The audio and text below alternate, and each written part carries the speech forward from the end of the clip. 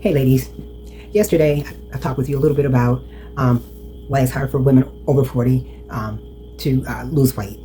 And I had mentioned about stress, and part of that also talked about a hint about a hormone that we have called cortisol. And cortisol is known as a stress hormone. And what it does is tend to react to how our body responds to stress, right? So if we have chronic stress, then that increases our cortisol levels.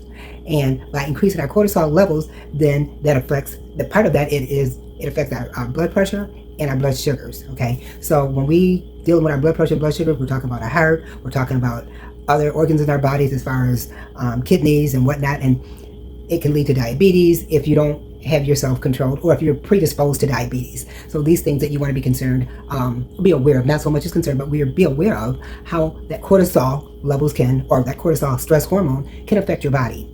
So if you are having at a point where you are really stressed out on a regular basis, and you don't really know why you're eating this and you're eating that, you really want to.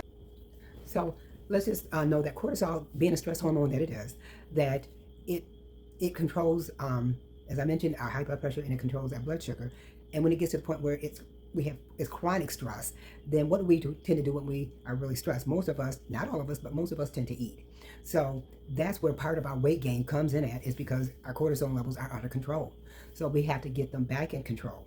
So think about ways that you can get your stress level down in order to control your cortisol level. Because with the cortisol levels, if you don't get them under control, at some point, if it increases your blood pressure, you know that affects your heart and your blood sugars.